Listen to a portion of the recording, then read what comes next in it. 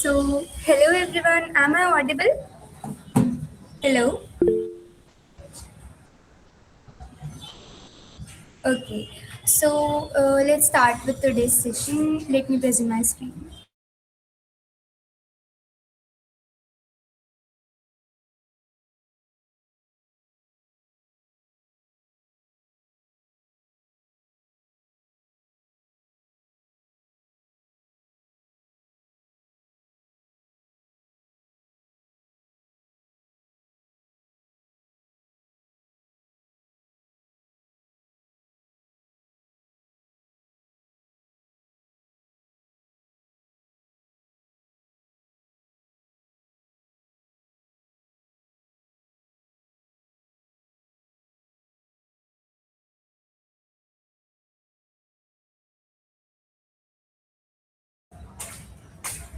So, let me know if this is visible. Our today's session is about introduction to AI and how to leverage AI tools for daily productivity. I hope it will be really interesting and engaging if we all interact. So, make sure you answer the questions and interact as much as you can. So let's begin the session without any delay. We are already 10 minutes late. So the first question that I have for all of you is, what's the first AI tool that comes to your mind, or what you have used AI for recently? Everyone uses AI these days, right? So everyone please storm the chat box with some answers.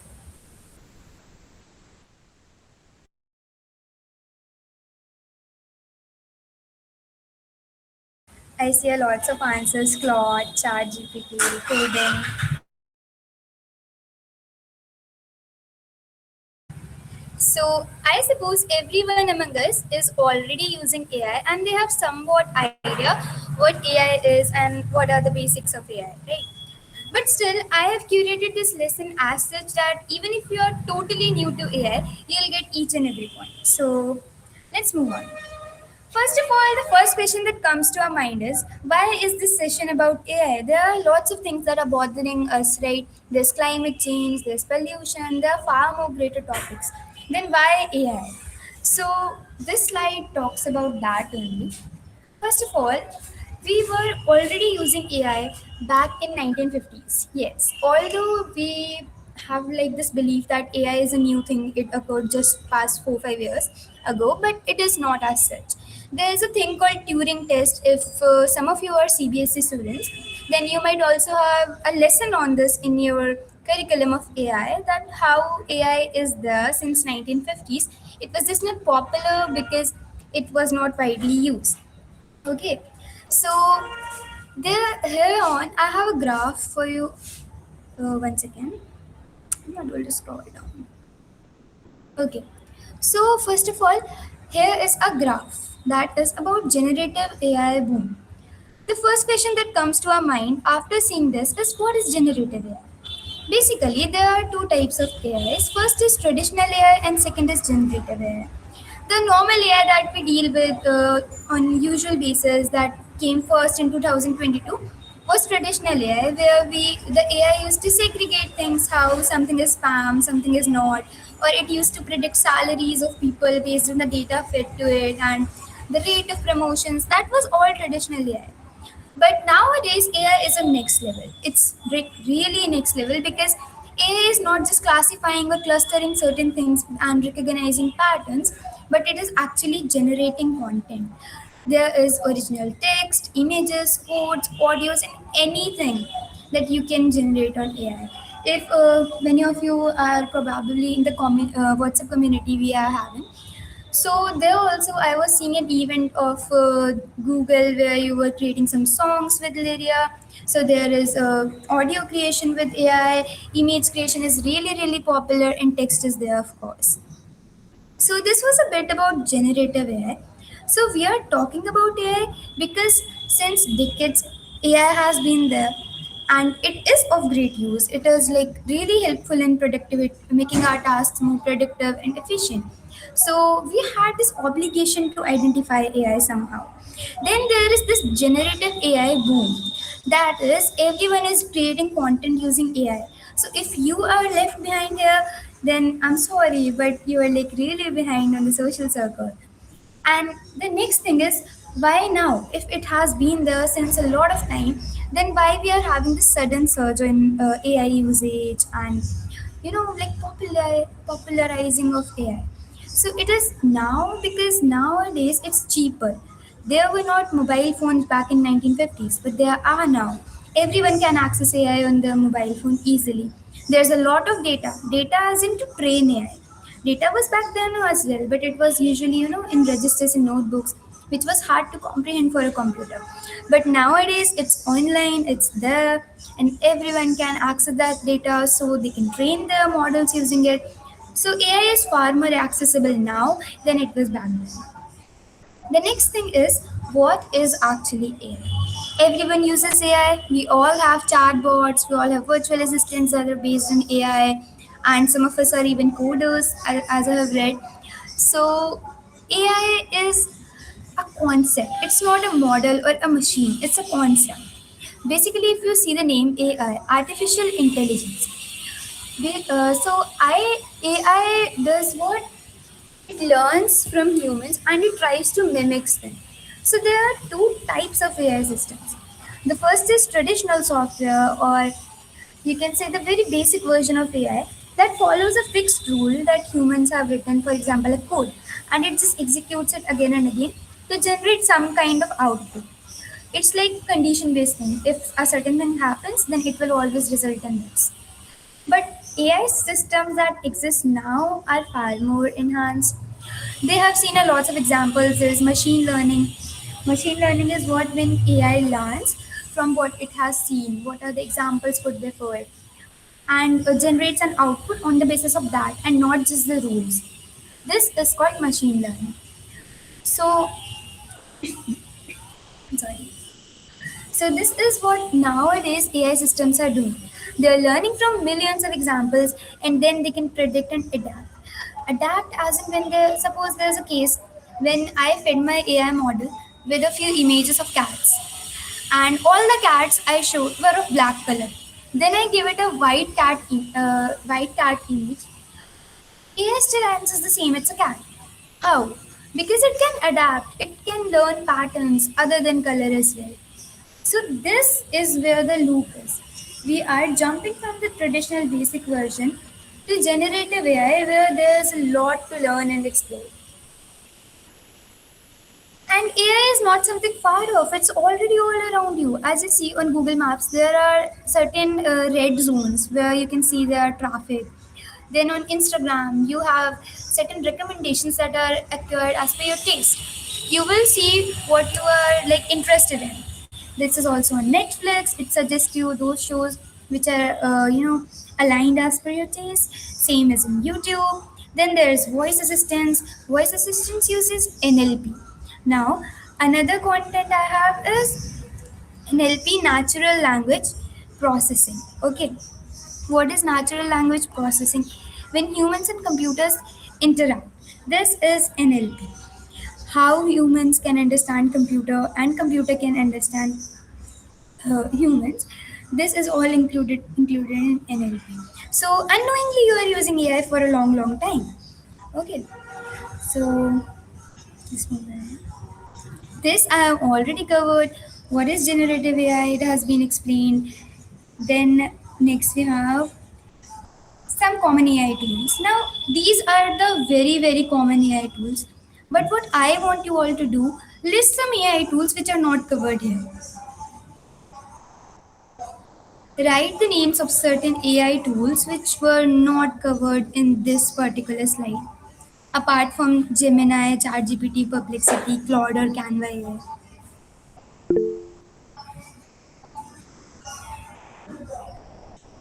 DeepSeek, Grok, okay, Anti-Gravity, go ahead, Cursor. So, uh, is the majority of our attendees today are coders or somewhat interested in computer science and coding? Okay, I see Lovable, Vibe coders as well. Seedens, NodeGPT, amazing guys. You are also aware of the things around you. It's nice to see a good audience. Okay. So now that you have listed a few examples, let's move ahead. So I will be explaining the basic AI to all of you because I have committed this session to those who have no knowledge about AI or very low knowledge about AI. First of all, we have the versatile all-rounder ChatGPT. ChatGPT was one of those apps which was very famous when AI suddenly occurred to all of us. So it is good at a few things like writing, explaining, brainstorming, coding help, etc., etc. And this is a certain example of a ChatGPT prompting and its response. But you see, there are far more better options than ChatGPT. So now tell me why you will not refer to ChatGPT for a certain case. One example of a thing that you will not use ChatGPT for. What I'm asking is tell me one thing that you think ChatGPT is not good at.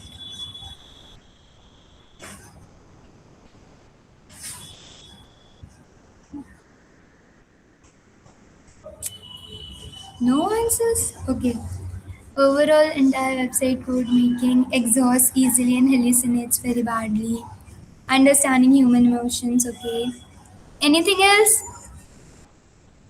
Explaining long answers. It's good at explaining long answers. Not really bad. Okay, okay. Okay, so we have a few critics of ChatGPT. Don't let the owner see this. Anyways, so let's go to the next tool. So why am I bringing these basic tools? Is you are already using them, so you know their limitations and their benefits. Now, what you have to do is analyze why they are not as good and find some alternatives. Okay. The next very common one is Gemini, the Google one. So it is basically built into the Google ecosystem, sponsored by Google. It's a Google property. So what is it good at? It creates good docs, writes emails, some kind of research work as well. But I would tell you to not refer it for research because it can, hallucinate and sometimes provide false information. Then it is also fine at workflows and summarizing things and all. Then again, we have an example of Gemini. Same examples are of Claude. Claude is very famous as well. Then there's Perplexity, which can perform real time search, citations, research, fact finding, and a lot more. I have also attached a few responses that I got after giving an, you know, question to them. So if you see, I asked ChatGPT explain Newton's third law with a real life example. I'll remember. What did it write? Every action has an equal and opposite reaction. Think of jumping off a small boat. You go forward, the boat slides back. And it also asks, want a quick diagram or a practice question? Now, this thing that the next follow-up question it asked was not there in the traditional systems. Traditional systems will be just do what the user says. It will just give me a definition and it ends here. This is the difference between generative AI and traditional AI that I was trying to highlight back there. Next, we have Canva AI. Canva AI is also very good for creating presentations, posters, social posts, designs. And Canva AI is actually very significant because creating graphics takes a lot of time. And AI significantly eases our research for finding a certain graphic or aligning them as per a particular way that they look good. So, this can help you save a lot of time.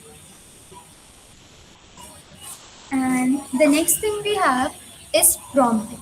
So, in the world of AI does everything, but you have to tell it what to do. It is not, a super robot that you see in sci-fi movies, which can just perform everything without being told. That is not how the current AI works, unfortunately. So, something that you have to do is prompt. There are certain types of prompts. When we are a beginner, we often write prompts like this. We have a question, we want to understand what is photosynthesis. So we just ask it what is photosynthesis, or we tell it to explain photosynthesis. But these all are very vague. They are like very generic. AI will not know what do you actually need, on what level you are asking the question, As you see, photosynthesis is a concept that occurs in class 6 as well, then it comes back in class 10 as well. There are certain levels to which its information occurs. Okay, so you have to tell the agent everything about it. Otherwise, the answer you will get will not be useful to you at all. So, what would be a good prompt? We will ask explain photosynthesis to a class 10 student using a simple analogy. What we did, we tell it what to do, for whom, then we have how. There were three questions answered here. So this second prompt is far better than this one. Now, if you had to list a few features that this prompt didn't have but this one had, what would be those features?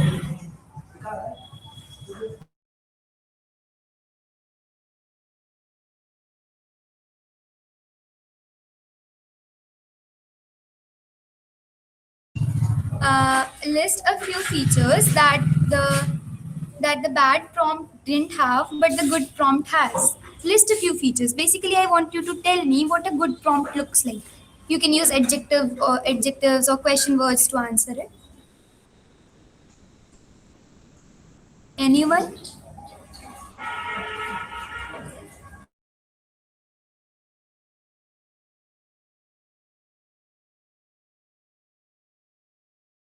Okay, it explains as per personality, level of answer according to the grade in the second prompt, better clarity for AI. So what I want you to do is list in the form of adjectives. Like the first one didn't adjectives or question words. Basically, the first one just had what it had to answer. The second, sorry for that. The second one also has what, then it has where, then it also has how.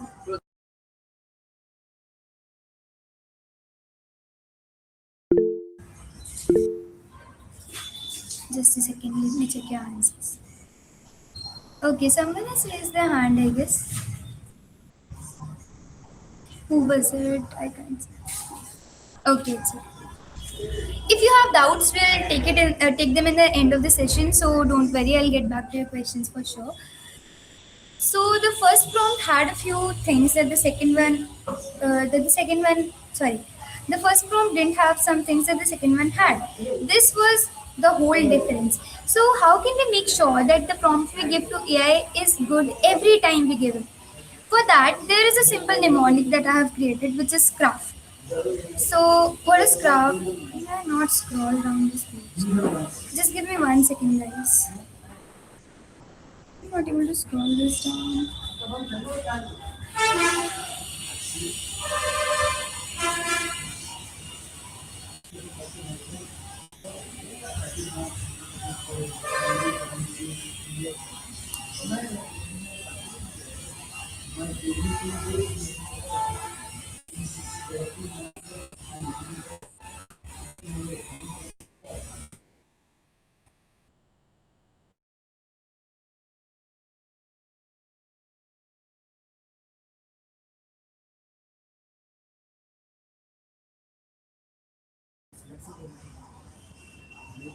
Okay, so I'll just go on my own way.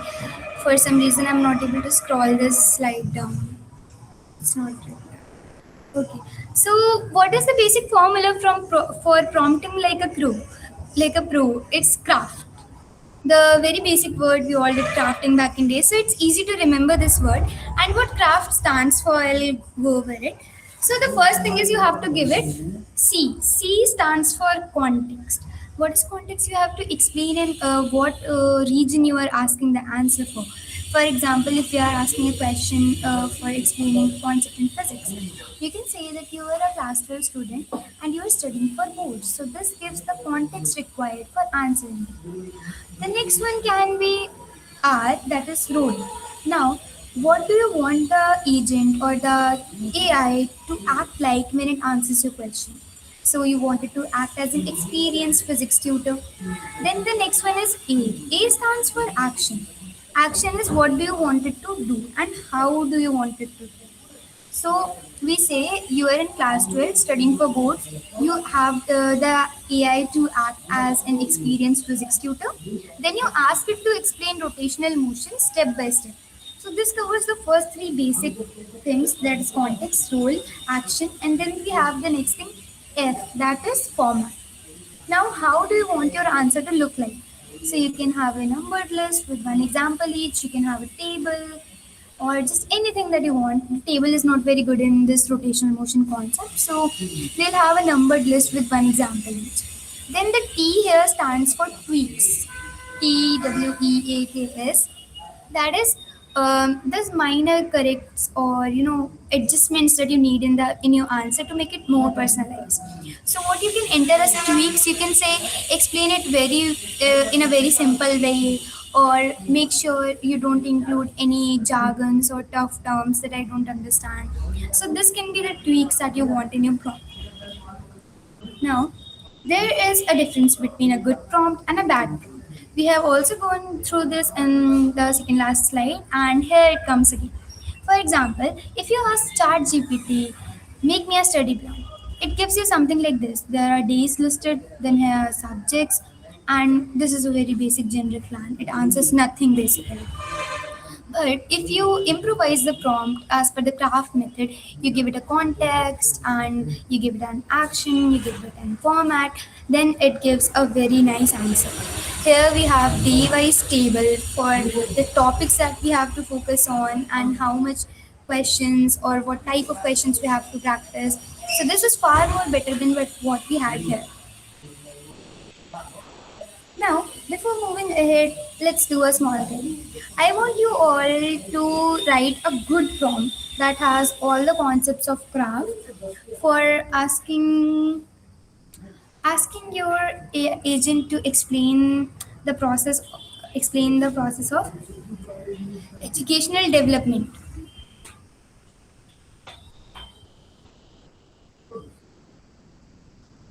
I would like you all to answer the question, please.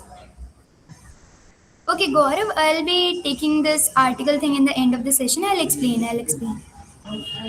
I want all of you to write a good prompt using the craft method on how is educational development going on in India, or just general and world. Ask them about educational development on any level as of your choice. Just include all the things which were listed here in the craft method. C for context, R for role, A for action, F is format, and T is tweaks. I'm waiting for your answers. I'll just keep this slide here for a minute so you can see.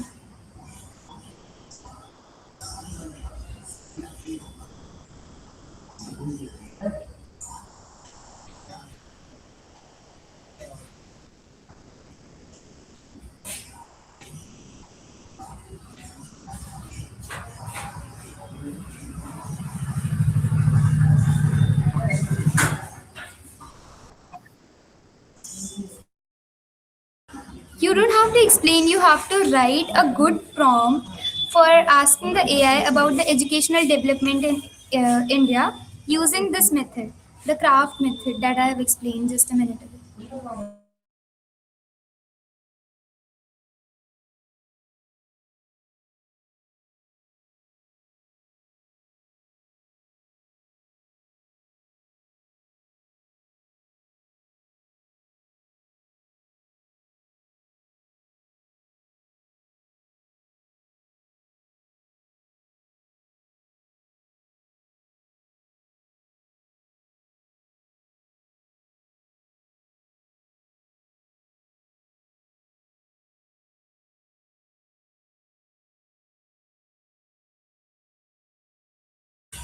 Okay, here is a fantastic answer. As a fantastic expert in education sector, please tell about the educational development. You can use a great one paragraph format with maximum 120 words. Ensure it is direct and includes all major points. Okay, so it covers everything. It has a context, it has a role, it also has an action format and things. Well done. So this was amazing. Okay, so let's go ahead. The next thing we have is AI for students. So, because majority of the attendees are students, what we usually do is learning, research, content creation, revision, organization, or exam prep. So, as per what the research says, this is how a typical student spends their hours in a week. 8 hours go for note making, 6 hours go for research, then we have revision of 5 hours, writing of 4, and then organizing of 3 hours. Now, you know what? AI can make this significantly easier. Basically, when you use AI in helping with your note making, it can summarize really fast. You have to go you have to go through all the content. Okay, there are two more answers in the chat. Let me go through them. I'm a student eager to learn new things, and you are experienced person and now explaining about the educational development in India in simple wordings in 200 words. Yes, Urvashi, it's also right. It's correct. Then the next one. Act as a world-class education strategist and analyze the growth of education in the AI era. Explain key growth drivers, technological impact, challenges, future trends for the next decade. Provide a response with a clear heading. Okay, so Rohit has done it very beautifully. If you all would like to look at another example, I would suggest please open the chat box and look at what Rohit has written. He has made an excellent prompt. He also included what kind of topics he want covered and all that. So this was also very nice, Rohit. Let's get back to what we were learning. So what we have is how a student typically spends the week is this, and how AI can help you. See, when we make notes, we have to go through the whole textbook, read every line, and decide whether it is important or not, then summarize it. So this takes a long time. The 8 hours can be easily shrunk to just 2 hours if you use AI like Notebook LM. Notebook LM by Google is a great example for this. What you can do is just upload the PDF of your textbook over there and tell it to make notes for you. It will explain everything for you in those notes. You can tell it what type of notes you want, just as I explained. It depends on your prompt. If you want bullet points of like very short and concise matter, it can give you that. It can give you very explained answers as well, if that's what you want. So this note making 8 hours comes down to 2 hours, and you have 6 hours free to explore various parts. Similar things are with research. You can use Claude or Perplexity for research. Then for revision, AIs which makes certain flashcards and quizzes for you that you can use for revising stuff, and you don't have to reread your notes again and again. That is passive. That all is passive learning, and the retention rate of passive learning is very low. So instead, switch to AI, use some practical active learning methods, and enhance your learning. Then we have writing and organizing, which can be done very well by once again Claude and all. So they can do the same thing that you are having here in very easier ways. The next thing is common AI mistakes.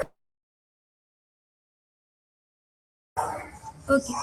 So the next thing over here is what mistakes we usually make when we are using AI. Most of us do what when you have to fill a certain form. What you do, you just copy paste the question that was meant to be answered personalizedly by you, and just copy paste the thing AI has given you. This is very bad. You should not trust AI blindly without checking every answer and copy pasting your work. And many institutions actually have a ban on this. They don't want AI generated answers. You will be disqualified if you do that. So this is what very common mistake in AI is. You trusting it. It can give you false information very in a very large amount. Then it can have hallucinations. It can invent fake facts and sources. It will just write anything and you will believe, because it's written in a good and nice way. You will think yes, it must be from a good and authentic source, but it is not so in all cases. And sometimes you give weak prompts. You just give a one liner prompt to it and expect a very good answer. You won't even read it. You'll just copy paste it somewhere, which will get you negative points or something, because the answers you will get will be very useless, vague, and sometimes off topic as well. Then there are certain privacy slips as well. So when you upload your data to AI, you need to be very careful. Don't upload anything that is sensitive to you. Your pictures, your passwords are meant to be kept safe. So take care when you are dealing with such things, and avoid trusting AI for everything. AI is a supportive agent, it's not a god which can do everything for you, okay? Then next we have responsible AIs. Now that we know what are the mistakes we usually do, what we have to do is whenever you use AI, it gives you certain facts, always verify that information, double check it. Then you have to protect your personal data. So don't share anything that is sensitive.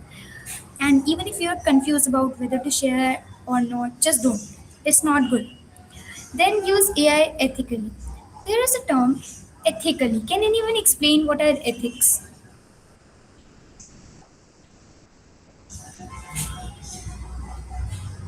What are ethics in general, not in AI context?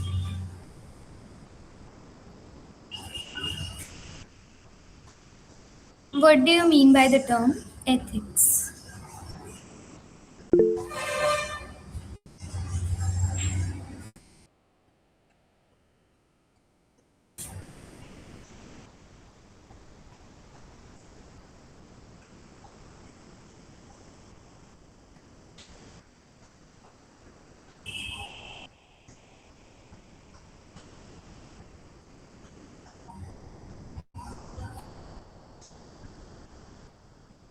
The question was, what do you mean by the term ethics?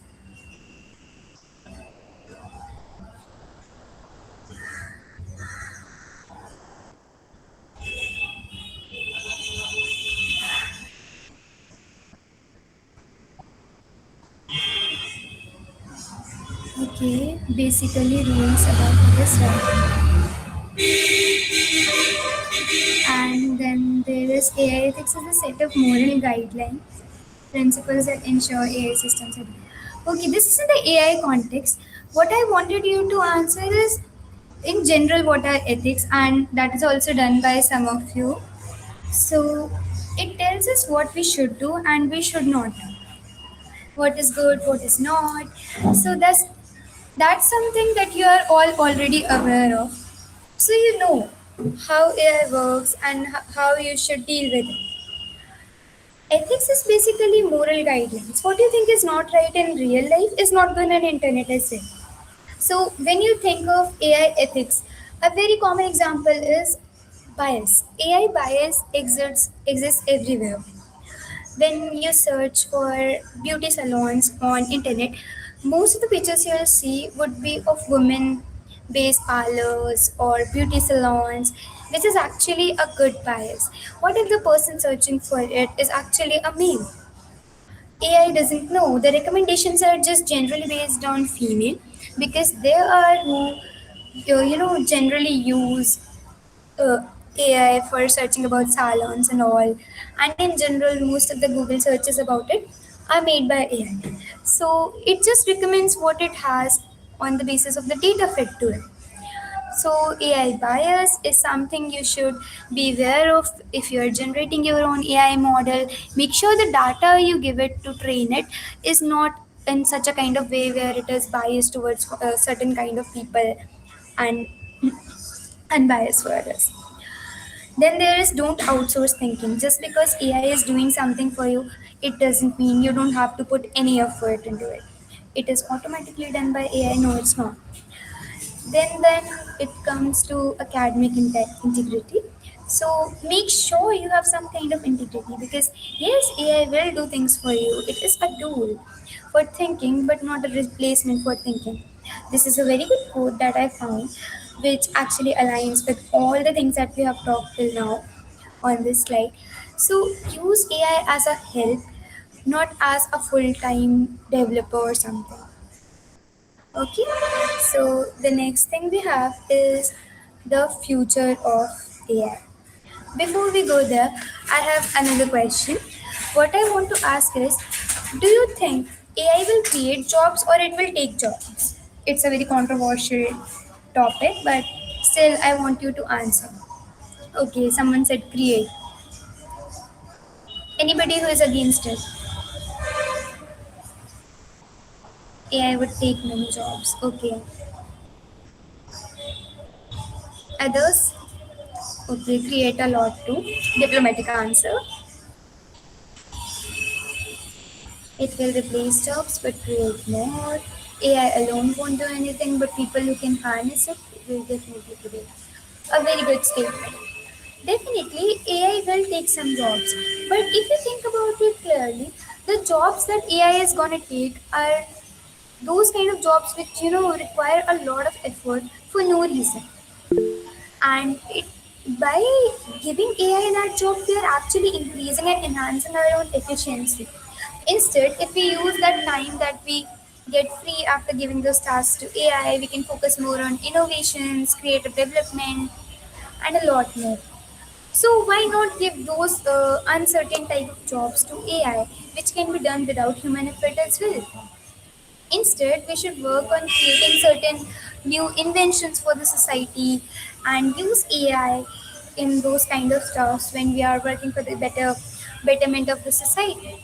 In that way, we'll be prevailing in comparison to those people who are not aware of AI and all that. So AI agents that do tasks for you are going to be there in future. They are here now as well. Then there will be personalized learning on a next level. Currently, what we have, the AI system is personalized, but you see there are certain limitations. For example, the memory of many models is not as good. If you tell them that you have to respond in a certain way today, the next day you open the same model, there might be chances that it is not following the rule you gave it yesterday. So this is something that can be improvised in the future.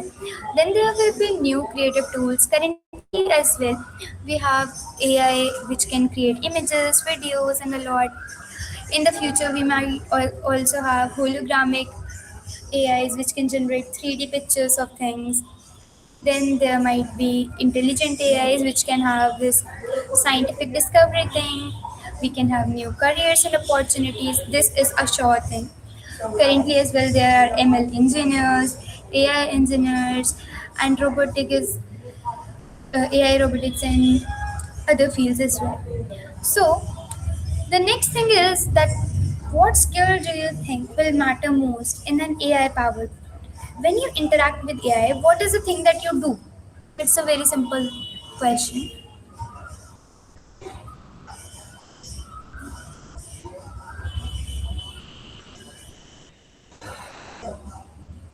What is the thing that you do when you interact with any AI model?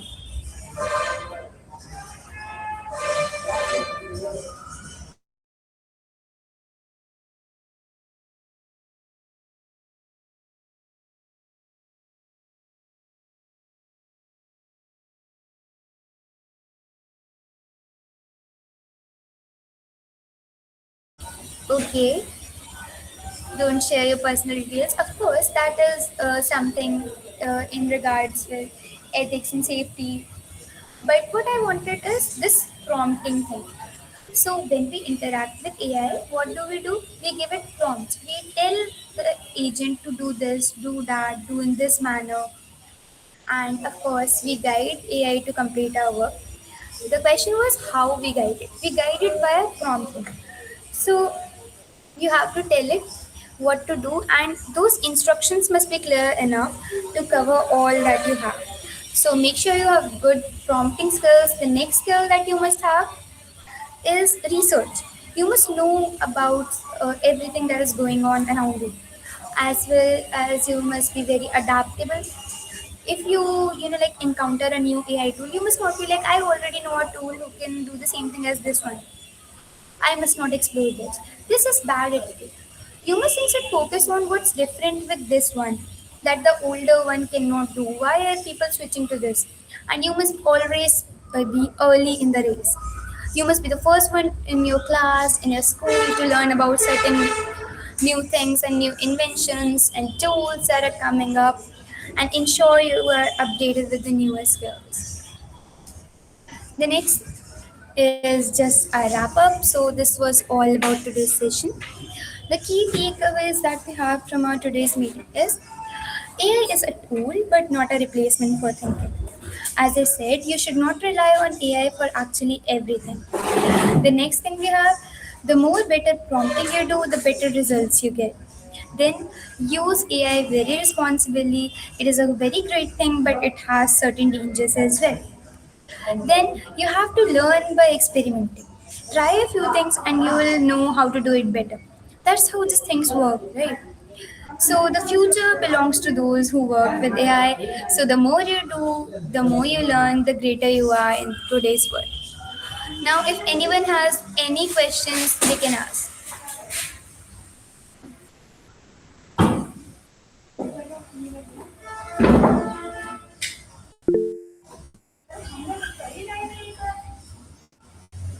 If anyone has, yeah, you can tell me in the chat box as well, or you can unmute yourself. I had a doubt that if the new AI is coming, how can we build our skills enough so that the AI does not replace us? Okay, so this is a very valid question. You see, new AIs which are coming are actually doing something that we are doing already, but in just a better way or in a more efficient way. So, in order to not be replaced by those AI, we must learn how to use that AI tool. We all have access to laptops, computers, and electronic devices. You can access AI tools, so make sure you learn those skills and learn those new tools that are emerging continuously. Because you see, in some jobs, knowing better prompting or knowing how to use Claude is a necessity.